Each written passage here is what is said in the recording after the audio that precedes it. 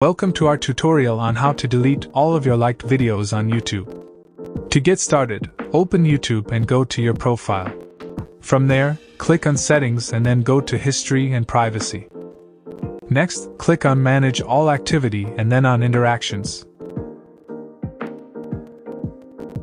Scroll down until you see the option for View Likes and Dislikes. Here, you will see all of the videos that you have liked on YouTube. You have a few options for deleting your likes on YouTube videos. The first option is to delete the videos one by using the X button next to each video. The second option is to delete videos by date. Click on the X button next to the date, and all liked videos from that date will be deleted.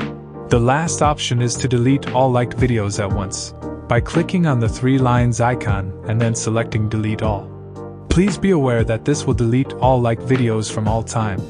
If you are sure you want to proceed, click Delete. And that's it.